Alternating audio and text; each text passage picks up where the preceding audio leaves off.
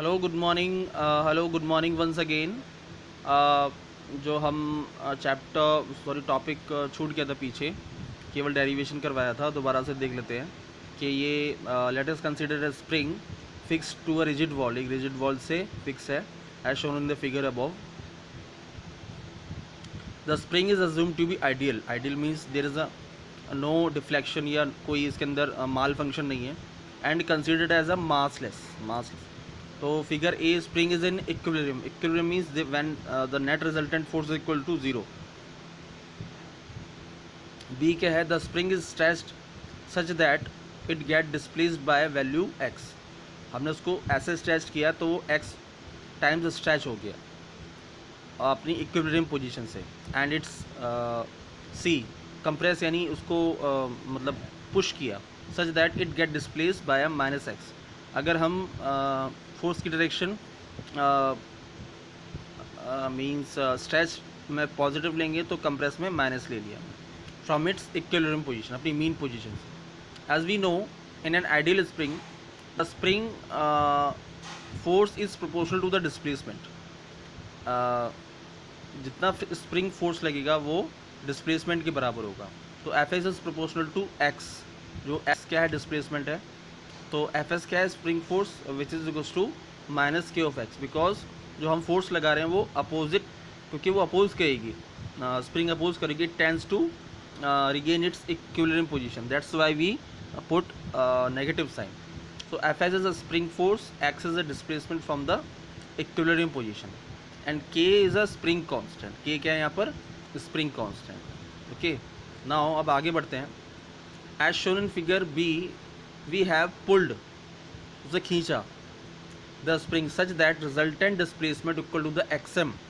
जो resultant displacement हुआ वो कितना हुआ, xm is measured by the work done by the spring is given by ws is equals to, क्योंकि अपनी वहाँ तो कुछ था नहीं, जीरो टू एक्स एम, यानी इसे खींचा तो F S dot D S, ये फॉर्मूला होता है, इंटीग्रेशन कर दिया और माइनस में वैल्यू पुट कर दी, तो जीरो टू एक्स एम, और एफ एस क्या था यहाँ पर, के, तो K D X is equals to, इसको इंटीग्रेशन करके minus K X M square upon two आ जाएगा। फिर the work done by the external pulling force F B is given by, तो वर्क डन यहाँ पर क्या होगा, एफ पी के बराबर हो जाएगा, पुलिंग फोर्स के बराबर हो जाएगा, तो F P is equals to K X M square by two, which is positive since it's overcome the spring force. Spring force को ओवरकम कर रहा है, ठीक है, ओवरकम मीन्स अपोजिट फोर्स दे रहा है। Now the same is observe for the spring been compressed by the distance X. अगर स्प्रिंग को कंप्रेस्ड किया गया है तो if you move the spring from an initial displacement X I to final displacement X F, यानी अगर उसकी initial displacement X आई है और उसको फाइनल डिस्प्लेसमेंट एक्स एफ तक पहुँचाना है, तो वर्क डन कितना हो जाएगा, W is equals to minus X I upon X F integration K into D X, which is equals to K X I square upon two minus K X F square by two. Okay, so the potential energy V X of the spring is considered to be zero when the spring is at equilibrium position. जब equilibrium position होगी तो potential energy वहाँ पर zero होगी।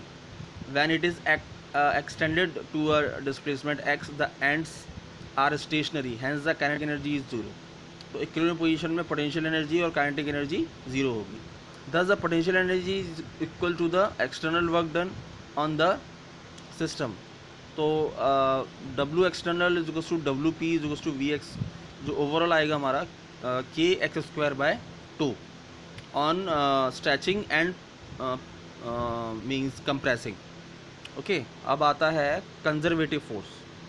Conservative force is a force done in a moving particle. Moving particle में from one point to another such that the force is independent of the path. वो path के independent होता है, केवल वो डिपेंड करता है पोजीशन पे, फाइनल पोजीशन और initial position. It depends on the initial and final position. Like gravitational force and elastic spring force are two such example of conservation of forces। now what is conservative force, होती क्या है conservative force?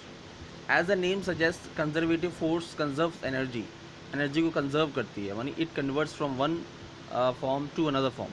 it follows the law of conservation of energy, जो law of conservation of energy को follow करती है। many forces in nature that we know like the magnetic force, electrostatic force, gravitational force, etc. are few examples of the conservative force. ये कुछ ऐसे forces के example हैं जो कि conservative nature हैं. Let us understand the concept better with the help of following example. Suppose कीजिए कि एक डायग्राम है. In the given figure, gravitational force acting on the particle has a magnitude equal to mg अगर a point पे है, where m is the mass of the substance and g is the acceleration due to gravity.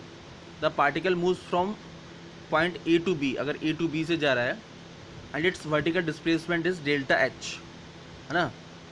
The curve in the figure एक arbitrary path है, कोई भी path से follow कर रहा है वो. Now represent arbitrary path travelled by the body के द्वारा ट्रेवल किया जा रहा है due to influence of the other force. किसके द्वारा इन्फ्लुएंस किया? Other force of gravity.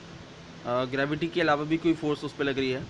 So as it is unaffected by them, जो कि ग्रेविटी को इफेक्ट नहीं कर रही है. So therefore can be treated independently. उसको हम एक ऐसी फोर्स है जो इंडिपेंडेंट है. The force of gravity is only dependent on the vertical displacement.